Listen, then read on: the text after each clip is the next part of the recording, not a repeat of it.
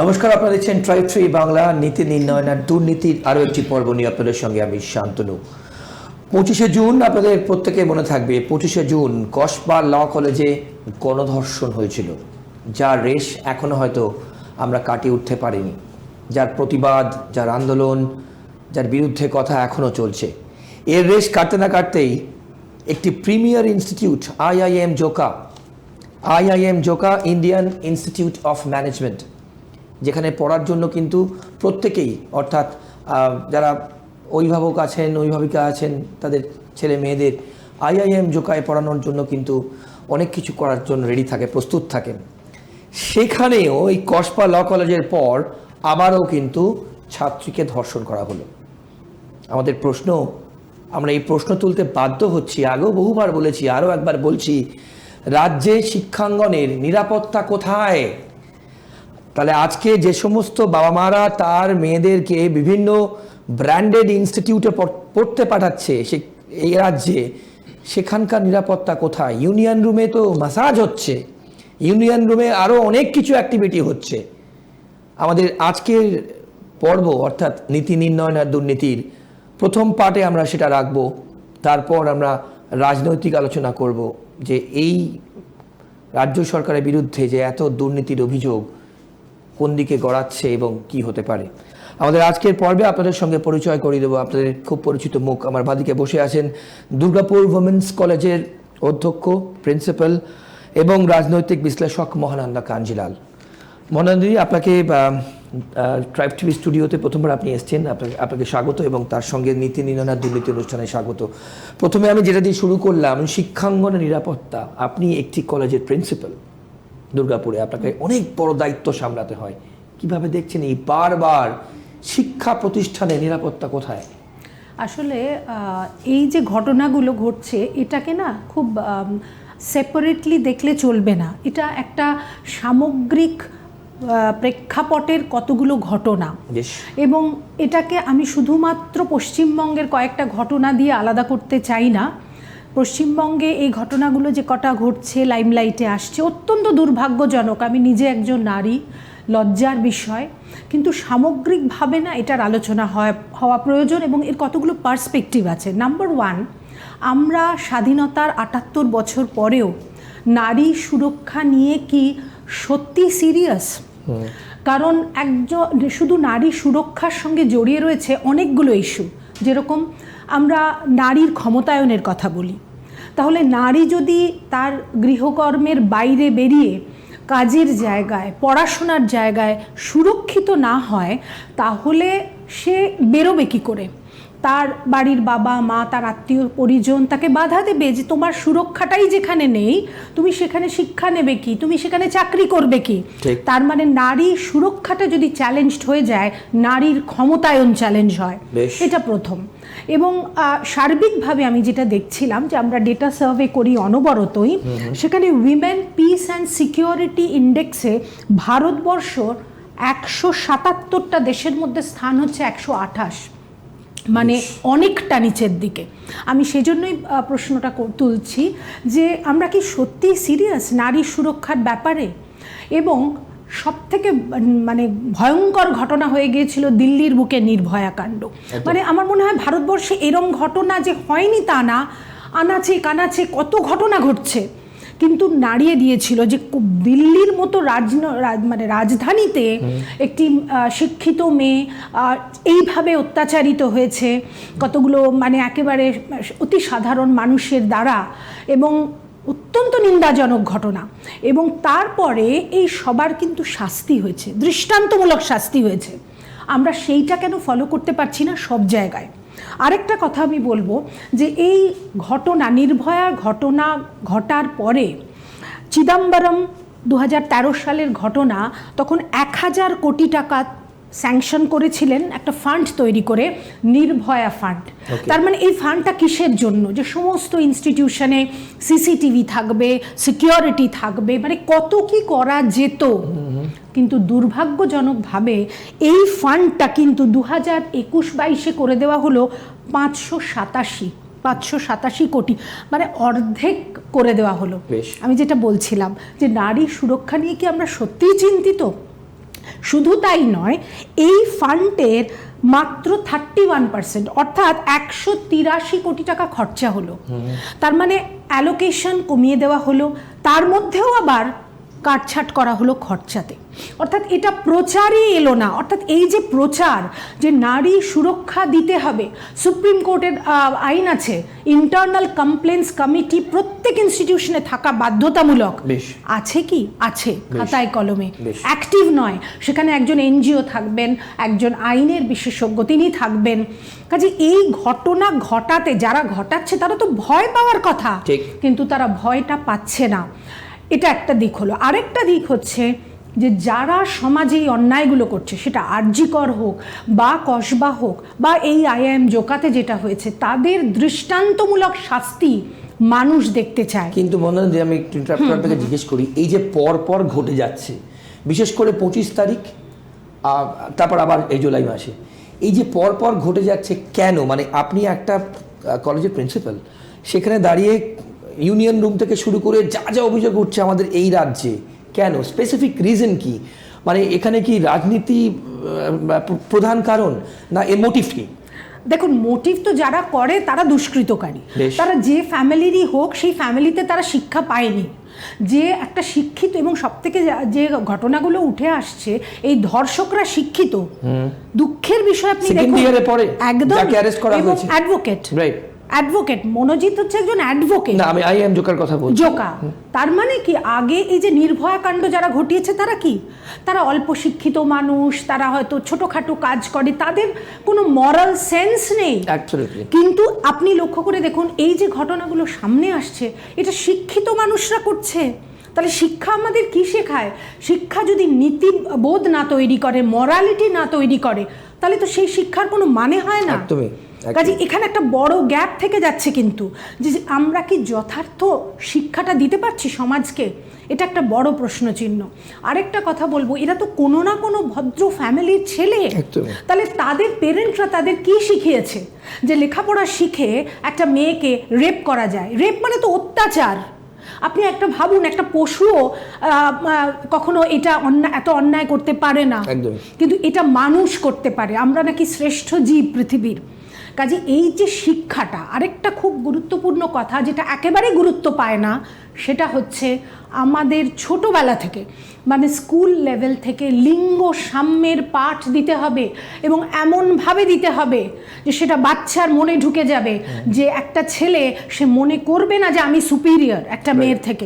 সেটা বাড়ি থেকে শুরু হবে, লিঙ্গ সাম্যের পাঠ। দরকার হলে গার্জিয়ানদের সেই ট্রেনিং দিতে হবে। ইনফ্যাক্ট আমি আমার কলেজে পেরেন্ট টিচার মিটিং করি, এবং সবাই শুনে হাসে যে কলেজে আবার পেরেন্ট টিচার মিটিং। আমি করি, তার কারণ আমি গার্জিয়ানদের সঙ্গে কথা বলি এবং তাদেরও এইটা বলতে চাই যে আপনারা কি বাড়িতে একটা ছেলে এবং মেয়েকে আপনারা আলাদা করে দেখেন? কাজে এই যে ইস্যুটা তোলা দরকার, না হলে কিন্তু এই জিনিস থামবে না, একটার পর একটা ঘটতে থাকবে। এবং সেটা শুধু পশ্চিমবঙ্গে হচ্ছে না, এটা সারা ভারতবর্ষ জুড়ে হচ্ছে। কর্ণাটকে কিছুদিন আগে একটি ডাক্তার একটি মেয়ে, সে ওই রকমভাবে গ্যাং রেপড হয়েছিল রাস্তাতে, কর্ণাটকে, আপনারা জানেন। কাজে এই ঘটনা সবগুলো লাইমলাইটে হয়তো আসছে না, কিন্তু ঘটছে, সারা ভারতবর্ষ জুড়ে হচ্ছে। কাজে সেই প্যাট্রিয়ার্কাল সোসাইটি, অর্থাৎ সেই মনুসংহিতার কথা একেবারে ভুলে গিয়ে আমাদের একটা ইগ্যালিটেরিয়ান সোসাইটি, সাম্যবাদের কথা বলতে হবে। যে সাম্যবাদের কথা বিবেকানন্দ বলে গেছেন, যে লড়াইটা বিবেকানন্দর সঙ্গে বিদ্যাসাগর তৈরি করেছিলেন, তিনি বলেছিলেন কন্যা পেয়ং পালনীয়া শিক্ষা নিয়াতি যত্নত। শাস্ত্র বাক্য উদ্ধৃত করে তিনি বলেছিলেন যে আমাদের শাস্ত্রে রয়েছে যে কন্যাকে যত্ন করে পালন করতে হবে। এটা আজকের কথা নয়, 21st সেঞ্চুরির কথা নয়। ভারতের শাস্ত্র মেয়েদের সমান অধিকারের কথা বলেছে, মেয়েদের শিক্ষা দেওয়ার কথা বলেছে। এবং একটা ভয়ের কথা বলছি, যেহেতু আমি একটা কলেজের প্রিন্সিপাল, আমার কাছে বহু খবর আসে, সেটা হচ্ছে এই ঘটনা ঘটার পরে, মানে বিশেষ করে আরজি করের পরে, বহু বাবা মা তারা কিন্তু মেয়েদের ক্লাসে পাঠাচ্ছিলেন না। যে কি মানে কিভাবে কি অ্যাসুরেন্সে পাঠাবে। এবং আপনি যেটা বললেন, এবং এটা প্রত্যেকে জানা উচিত এবং বোঝা উচিত, যে being a principal of a college, আপনি পেরেন্ট টিচার মিটিং করেন, হ্যাঁ আমি রেগুলারলি করি, যেটা প্রত্যেক- স্কুলে অনেকে হ্যাঁ, অ্যাটেন্ড করেন না, স্কুলে, খুব হ্যাঁ। লাইটলি নেয়, বা একদম। অনেক গার্জেন দেখেছি যারা লাইটলি নেয়, কিন্তু এটা কতটা ইম্পর্টেন্ট যারা এই অনুষ্ঠান দেখছেন তাদের কাছে কিন্তু এটা খুব বড় মেসেজ, বার্তা, যে একটা কলেজের প্রিন্সিপাল হয়ে কিন্তু পেরেন্ট টিচার মিটিং করেন এবং উভয় অর্থাৎ মেল ফিমেল পুরুষ নারীকে কিন্তু সমান, কেউ ইনফিরিয়ার না কেউ সুপিরিয়ার না, এই মোটিভ দিয়ে কিন্তু আমাদের দেখতে হবে, এই দৃষ্টিকোণ দিয়ে দেখতে হবে। আমি পরবর্তী যে কথা আপনি বলছিলেন যে এই যে আমাদের এই রাজ্যে যদি আসি, কসবা ল কলেজে মনোজিৎকে নিয়ে আপনি কথা বলছিলেন, এই ম্যাঙ্গো রাজ মনানদি, এই যে ম্যাঙ্গো রাজ, কোনো পদক্ষেপ নেই, কোনো কন্ট্রোল নেই, দিনের পর দিন কবে পাস আউট, এসে হুলিকানিজম করছে, ইউনিয়ন রুমে মাসাজ রুম করছে, ইউনিয়ন রুমে যা ইচ্ছে তাই করছে, কেন? এর জন্য গভর্নিং বডি মানে তো অনেক বড় চেন। দেখুন, আমি কিন্তু ব্যক্তিগতভাবে মনে করি এখানে কলেজের প্রিন্সিপাল গভর্নিং বডির বিশাল রোল আছে। Right. আমরা যতই এটাকে রাজনৈতিক রং দিতে চাই, সেটা তো নিশ্চয়ই হয়তো আছে কি নেই সেটা তদন্ত সাপেক্ষ, সে একটা বিশেষ রাজনৈতিক দলের, সে হতেই পারে। ইউনিয়ন করাটা তো কোনো খারাপ জিনিস নয়, একদমই না। এই ইউনিয়ন করেই তো আমাদের মাননীয় মুখ্যমন্ত্রী এসছেন, বড় বড় নেতারা এসছেন, একদম। তারা আন্দোলন করতেন যথার্থ। আমি একটা কথা বলি, আমার ছেলে যাদবপুর ইউনিভার্সিটি থেকে ইলেকট্রিক্যাল ইঞ্জিনিয়ারিং পাশ করেছে, ওখানে ইঞ্জিনিয়ারিং ডিপার্টমেন্টে যে ইউনিয়ন আছে সেটা সম্পূর্ণ অরাজনৈতিক, এবং তারা কিসের জন্য লড়াই করে? টাইমের রেজাল্ট কেন বেরোচ্ছে না, ছাত্ররা কেন এই সুবিধে পাচ্ছে না, একেবারে অরাজনৈতিক। আমরা এই রকম ইউনিয়ন কেন কলেজে কলেজে করতে পারছি না? কিন্তু আমি আবারও বলবো, যে কটা ঘটনা ঘটছে, সেটা কসবা হোক বা এই IIM জোকা, এখানে কিন্তু প্রিন্সিপাল এবং গভর্নিং বডি দায় এড়াতে পারে না। কারণ কলেজ প্রেমিসের মধ্যে দায়িত্ব কিন্তু প্রিন্সিপাল, সেফটি রাখাটাও তার দায়িত্বের মধ্যে পড়ে। কাজেই একটা ঘটনা কি করে ঘটছে এবং কলেজ টাইমের বাইরে ঘটনাটা ঘটছে, কলেজ শেষ হয়ে যাচ্ছে 2টো, রাত্রি 10টা অবধি কী করে ইউনিয়ন রুম খোলা থাকে, কার পারমিশনে? আমি তো আমার কলেজে আমি স্ট্রিক্টলি বলে দিয়েছি, আমার 4:45 অবধি কলেজ, 5টার পর কোনো মেয়েকে আমি কলেজে অ্যালাউ করবো না। আমার 24 ঘন্টা সিসিটিভি এবং সিকিউরিটি আছে, কিন্তু সেটা কথা নয়, কিন্তু আমি একটা মেয়েকেও কিন্তু তারপর অ্যালাউ করব না, তাদের বাড়িতে যেতে হবে, কারণ এই সিকিউরিটি নেওয়ার দায়িত্ব কিন্তু প্রিন্সিপালের। এবং অবশ্যই মনোজিতের মতো ছেলে, যার এত পুলিশ রেকর্ড, সে কি করে সেখানে অ্যাক্সেস পায়, প্রথম প্রশ্ন। দ্বিতীয়ত, সে কি করে অস্থায়ী কর্মী হিসেবেও চাকরি পায়? একটা যে কোনো চাকরি করতে গেলে তার ক্যারেক্টার সার্টিফিকেট লাগে, সেটা কি করে হতে পারে? কাজে কলেজের কর্তৃপক্ষ কিন্তু দায় এড়াতে পারবে না, নিশ্চয়ই তাদেরও কিছু বলার আছে, সেটা তারা বলবেন কোর্টে, এটা তো এখন বিচার সাপেক্ষ। কিন্তু আমি আবারও বলবো যে এদের চূড়ান্ত শাস্তি হওয়া দরকার, কারণ সমাজে বার্তা দেওয়া দরকার। খারাপ লাগে বাচ্চা ছেলেরা, এরা এই শাস্তি পাবে, আমি মন থেকে চাই না, কিন্তু এই অন্যায় যারা করছে এই বার্তাটা সমাজে দিতে হবে যে তুমি যদি এই অন্যায় করো, তোমাকে কিন্তু মানে জেলের গারদের ভেতরে থাকতে হবে, তুমি সমাজে থাকার যোগ্য নও, এই বার্তাটা কিন্তু অবশ্যই দিতে হবে। বেশ মনানদি, এবার যদি আমরা একটু রাজনৈতিক প্রেক্ষাপটে আসি, আপনি রাজনৈতিক বিশ্লেষক, আপনিও আপনার বিশ্লেষণ আমরা প্রত্যেকেই দেখেছি, আপনারা দর্শকরা অনেকে শুনেছেন। এই মুহূর্তে দাঁড়িয়ে এই রাজ্যে ভোট কিন্তু কয়েক মাস পরেই, যত নির্বাচন এগোচ্ছে, একদম চারিদিক থেকে কিন্তু বিভিন্ন রকম ইস্যুস সামনে আসছে।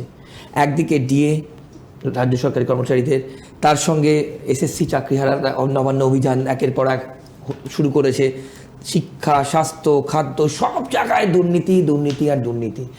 মনানদি, এর কিভাবে দেখছেন? মানে এর পর একে কাউন্টার করার জন্য রাজ্য সভাপতি নতুন বিজেপির শ্রমিক ভট্টাচার্য এবং তার সাথে শুভেন্দু অধিকারী, তাহলে SS জুটি কি তৃণমূলের ঘুম কাটবে? অ্যাকচুয়ালি আমার একটা শঙ্খ ঘোষের একটা কবিতা না খুব ভালো লাগে, এই লাইনটা, যে নিজের জয়ের কাছে পরাজিত হয়েও না কখনো। অর্থাৎ যে জয়টা একটা রাজনৈতিক দল পায়, সেটাকে ধরে রাখা আরও বড় চ্যালেঞ্জ। এবং আমাদের রাজ্যে দীর্ঘ 34 বছর CPIM তারা প্রশাসনে ছিলেন, তারপরে তৃণমূল কংগ্রেস, তাদেরও 14 বছর বোধহয় হয়ে গেল, আবার ভোট আসছে। কাজেই প্রশাসনে থাকাটা না একটা অত্যন্ত চ্যালেঞ্জের ব্যাপার। অর্থাৎ একটা রাজনৈতিক দলের প্রতিনিধি প্রশাসনে আসে, কিন্তু এটা মনে রাখতে হবে যে দল এবং প্রশাসন দুটো কিন্তু আলাদা জিনিস। রাজনৈতিক দল যদি প্রশাসন এক হয়ে যায়, সমস্যাটা তখনই সৃষ্টি হয়। যে প্রশাসকের চেয়ারে বসবে তাকে কিন্তু রাজ্যবাসীর কথা ভেবে কিছু কঠোর সিদ্ধান্ত এবং সেটা নিরপেক্ষ সিদ্ধান্ত নিতে হবে, তবেই কিন্তু সে প্রশাসক হতে পারবে।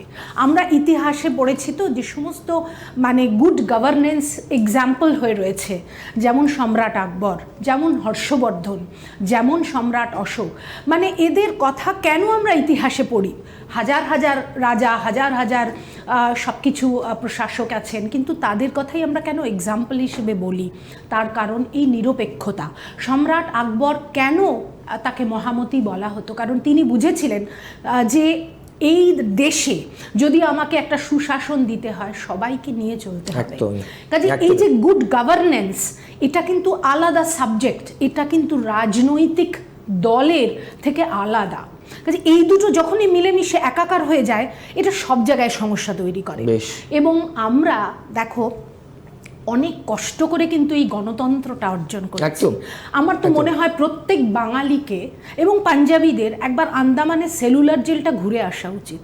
ওখানে না গেলে না বুঝতে পারবে না যে কি যন্ত্রণা, কি কষ্ট সহ্য করে আজকে এই স্বাধীনতা এসেছে।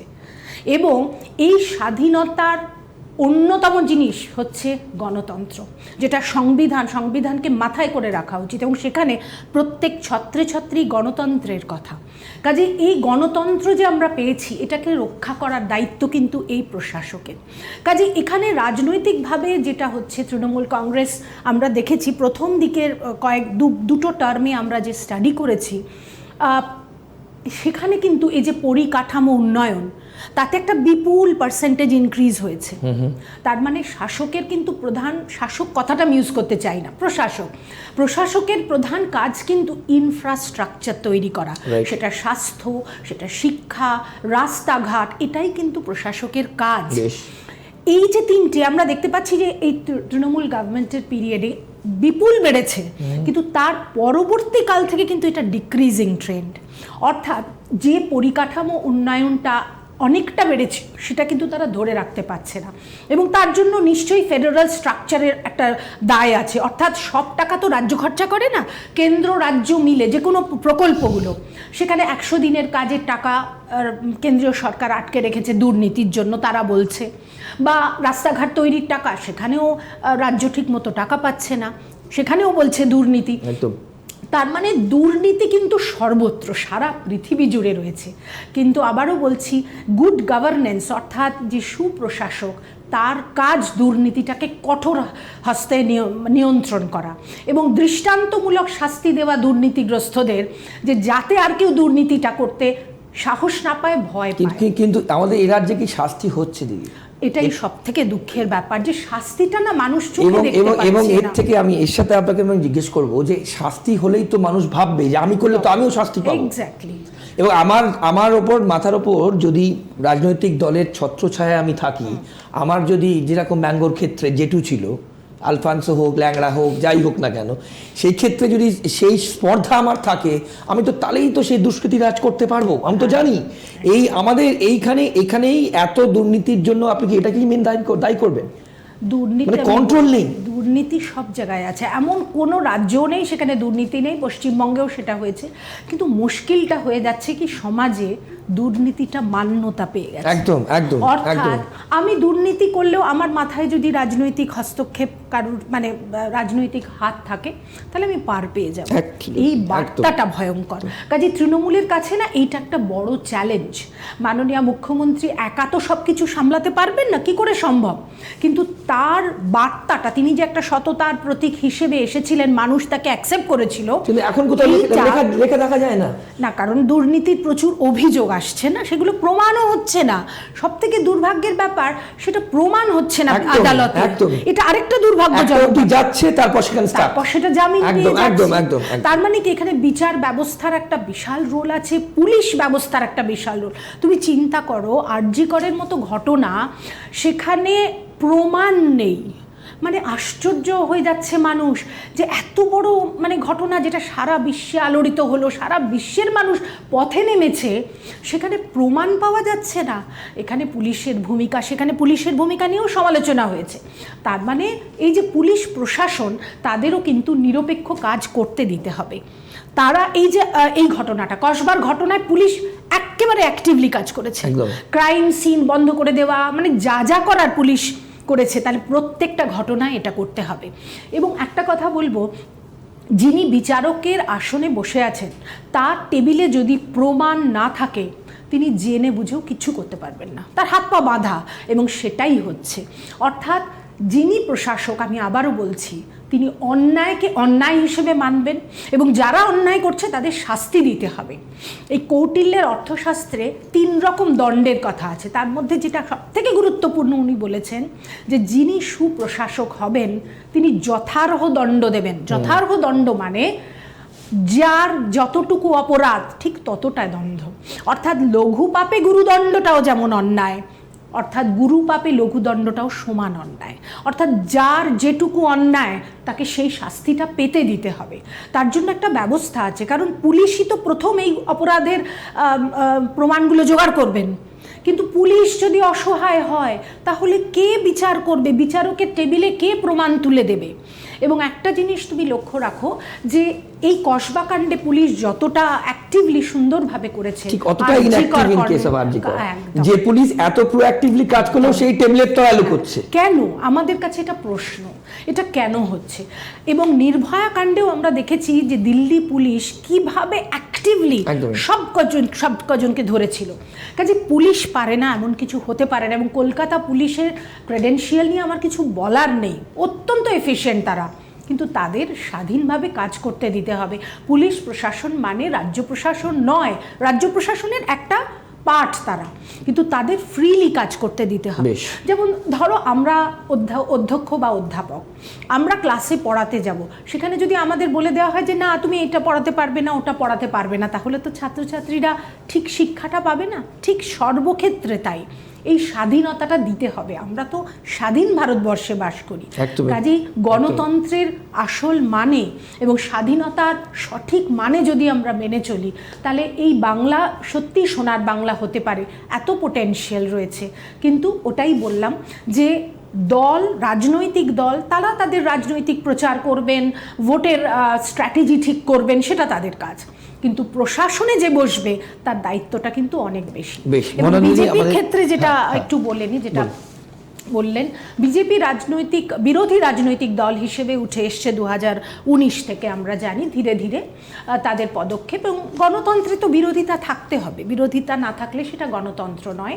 বিভিন্ন ইস্যুতে তারা আলোচনা করছেন এবং শ্রমিক ভট্টাচার্য নতুন এসেছেন, কিন্তু তিনি কিছুটা লিবারাল অ্যাটিটিউড দেখাচ্ছেন। আবার অন্যদিকে যিনি বিরোধী দলনেতা তিনি কট্টর হিন্দুত্বের কথা বলছেন। কিন্তু আবারও একটাই কথা বলবো যে পশ্চিমবঙ্গ বা এখন যেটা বাংলা ছিল পশ্চিমবঙ্গ হয়েছে, আমরা কিন্তু এই হিন্দু মুসলমান ভেদাভেদে বিশ্বাস করি না। আমাদের রাজ্য বিবেকানন্দের রাজ্য এবং নজরুল ইসলামের রাজ্য, রবীন্দ্রনাথের রাজ্য।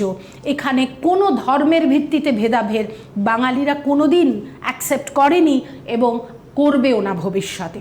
কাজে সেই স্ট্র্যাটেজিটা বাদ দিয়ে যদি অন্য স্ট্র্যাটেজি নিয়ে তারা লড়াই করে, উন্নয়নের বার্তা দেয়, আমার মনে হয় সেটা অনেক বেশি প্রয়োজনীয় এই সময় বসে। বেশ, আমাদের সময় একদম শেষ। দিদি, শেষ প্রশ্ন করব, এই যে কট্টর হিন্দুত্ববাদ যেটা আপনি বললেন, আর অন্যদিকে শ্রমিক ভট্টাচার্য যেভাবে এখনো পর্যন্ত তিনি দায়িত্ব সবে নিয়েছেন, দিলীপবাবু ইতিমধ্যে দিল্লিতে, কিভাবে দেখছেন? মানে তৃণমূলের কাছে কতটা চ্যালেঞ্জিং হতে যাচ্ছে 2026? দিলীপ ঘোষ না, ওভারঅল। হ্যাঁ, নিশ্চয়ই বিজেপির কাছে তো চ্যালেঞ্জ অবশ্যই আছে এবং তারা বিরোধী, কাজেই তারা তো দুর্নীতি, শিক্ষা দুর্নীতি যেগুলো আলোচনায় আসে সেগুলো তো তাদের হাতিয়ার, কাজেই সেগুলো তো নিয়ে তারা লড়তেই পারেন। তার সঙ্গে কিছু পজিটিভ দিক দেখাতে হবে, শুধুমাত্র নেগেটিভিটি দিয়ে কিন্তু পলিটিক্সে বেশি দিন টিকে থাকা যায় না। আপনারা নতুন কি দিতে পারেন বাংলার মানুষকে? এবং রবীন্দ্রনাথের কথাই শেষ করব যে ধর্মের বেশে মোহজারে এসে ধরে, অন্ধ সেজন মারে আর শুধু মরে। এটাই বাংলার মনের কথা। বেশ, আমি এই প্রশ্নটা না করে শেষ করবো না। এই যে 21শে জুলাই আসছে, শহীদ দিবস, আপনারা সবাই জানেন, তৃণমূলের কি এটাই শেষ শহীদ দিবস হতে যাচ্ছে? না সেটা তো মানে বলা ক্ষমতা যায় না। ক্ষমতা থাকাকালীন অবস্থায়? না নিশ্চয়ই সেটা নয়।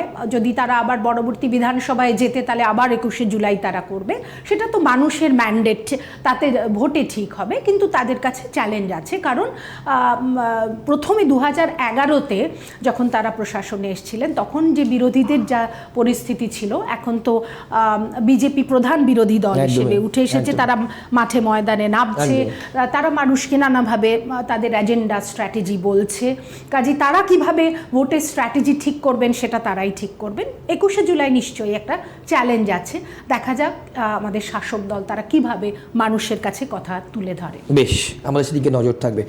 মনোনয়ন আপনাকে অনেক ধন্যবাদ আপনার সময়ের জন্য, আপনাদের প্রত্যেককে অসংখ্য ধন্যবাদ আজকের পর্ব দেখবার জন্য। এবং আমরা IIM জোকাতে আবারও যা ধর্ষণ হয়েছে সেই নিয়ে আমরা আলোচনা করলাম।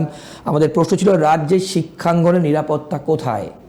অনেক গুরুত্বপূর্ণ তথ্য আপনারা জানলেন, এবং তার সঙ্গে আগামী 2026-এ কতটা চ্যালেঞ্জ হতে যাচ্ছে তৃণমূলের কাছে সেই নিয়েও কিন্তু আমরা আলোচনা করলাম। আমাদের পর্ব চলতে থাকবে, আর আপনাদের অন্যান্য অনুষ্ঠানের জন্য চোখ রাখুন ট্রাইব বাংলার পর্দায়। নমস্কার, ভালো থাকবেন।